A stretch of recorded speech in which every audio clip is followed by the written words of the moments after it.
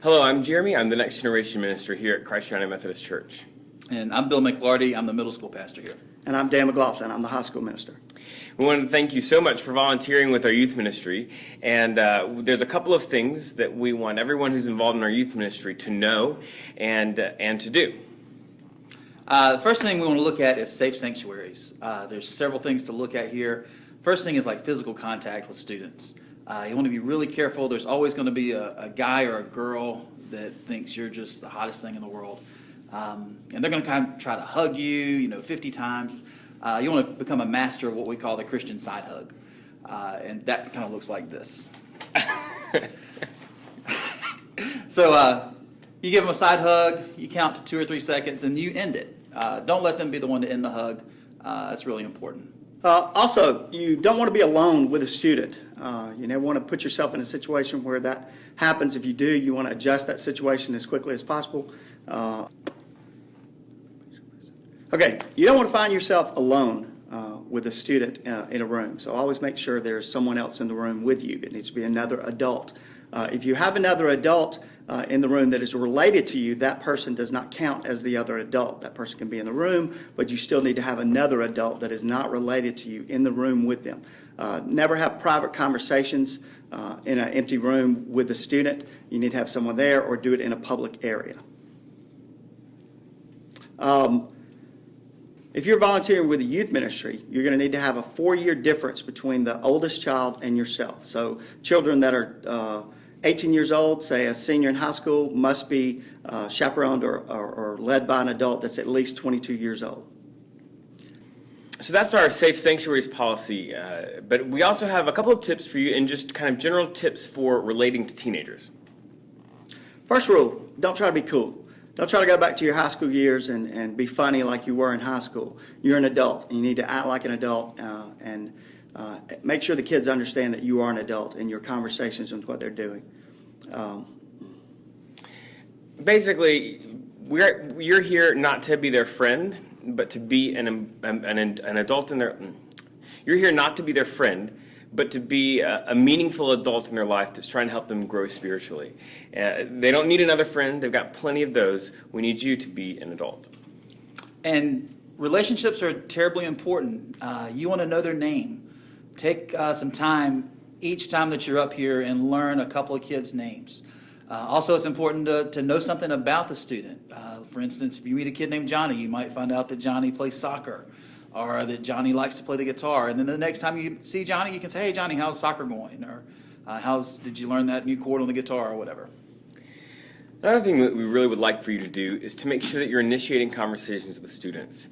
The reality is that teenagers are not necessarily going to strike up a conversation with you, especially if they don't know you very well. And so if you're one of our volunteers, what we encourage is for you to go and sit down with a group of teenagers or hang out near them and introduce yourself and kind of ask them about their weekend, about their day, and begin those conversations. You be the one to initiate them. One of the biggest rules, one of the biggest no-nos that we have is that we do not participate in laughing at students or laughing at jokes where students are the butt of them. One of the common things among teenagers is something called trolling, which is basically kind of playing practical jokes on their friends.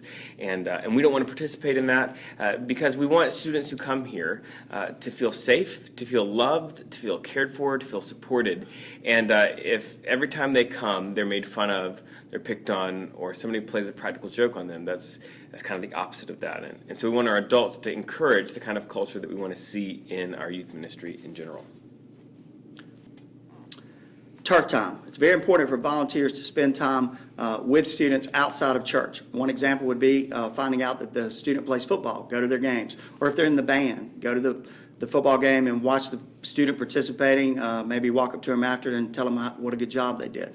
Another way that you can do this is to, in the social media, if they will friend you on Facebook, then you can see what's going on in their life. That will also open up conversations when you see them next time, something that you read that they did on Facebook.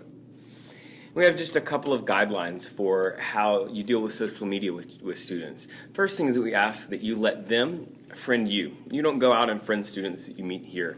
And then it's the same kind of thing that we encourage you to do in person, we encourage you to do on Facebook. So make sure that all of your conversations and that kind of thing, all of your dealings with them happen in a public place, in things that are comments and things like that are seen publicly. If they have something that they need to talk about privately, try to take that outside of the Facebook message world or whatever social media world, that out of the private piece, and say, next time we're at youth group, why don't we grab the same table in the cafe and we can talk there. And so we ask for you to let them friend you, keep your comments public, and then don't delete your comments. And so, one of the things you can, if we're not paying attention, we could say something we don't mean, then there's this temptation to go and delete it. But the problem is that with our parents, that means that they could see something and then see that you're hiding it. And we don't want to do that. We want to do everything we have in public. And if you've done something that isn't the perfect thing to do, to just answer for it and answer for it in a public way. Another really important thing, when you're up here helping with youth as a volunteer, it's really important that you're not socializing with the other adults here. It's great to become friends with those guys, but when you're here, we really want you to spend time getting to know the students, building those relationships. So we call that avoiding the huddle or avoiding the clump. And there's probably 3 different times you want to be really careful of this. It's during our hangout time. That's the time when the kids are eating in the cafe or playing in the game room. Join in there with them. Sit down at a table and start some conversation with some kids that you haven't met yet. And then during worship, it's really important that all the adults don't gather at the back of the room. That you guys are intermingled in with the students, and that does a couple of things. It helps them see that you worship as well, and they see how you worship, and then they model that. And then also during small group times, be involved intentionally in your small group, and be open to the kids. And that leads us into our next thing, that's dealing with discipline. So, Bill said that we want you not to be kind of clumped in the back of the room, and part of the reason is, in a worship service, part of the reason is because if you're sitting amongst the students, it's a whole lot easier to deal with discipline issues if we have people there. And really, what you are going to see in a large group setting is whoever's up front is going to try their best not to address any sort of discipline issues that are going on in the crowd. We don't want to attract attention to it. We don't want to give them any sort of platform time where the attention is taken away from whoever's speaking and placed on that person. So we have a specific process that we like for you to do in handling those situations. The first thing we want you guys to do is, if you see a couple of kids acting up or whispering or talking during the service, you just simply walk up behind them and put your hand on their shoulder.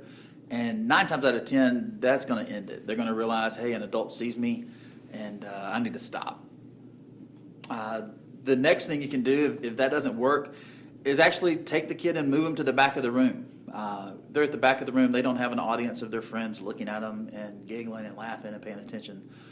So that's really the 2 first things to do. And the reason we don't take them out of the room is that we don't want them to think that they can, cut up or whatever when they're getting bored, so that they don't have to be engaged in what's going on. They don't have to study the Bible or listen to the person giving the message. Most importantly, you're the boss. You're the adult. If you see a student or some students acting up and doing things that they don't need to do, take charge. We want to prepare you and equip you to feel comfortable talking to these students, and if there's a discipline issue, we want you to feel like you're the boss. You can handle it. Another step in discipline is maintaining your cool. No matter how aggravated you may get, you never want to lose your temper and yell at a student, either individually or in front of a group. Never yell at a student.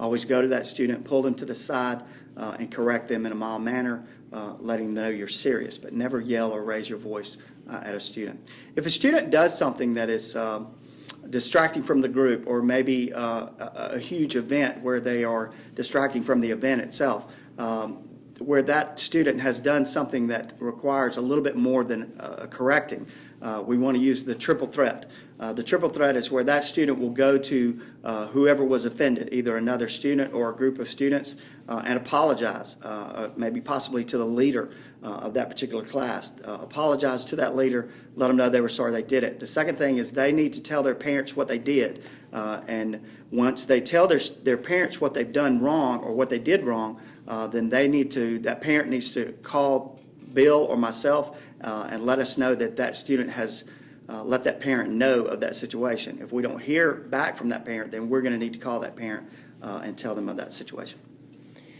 So thank you so much for watching this video. If you've got a specific task in our group, then there is probably a specific video related to that task that you need to watch after this one. But thank you so much for volunteering, and we'll see you on Sunday.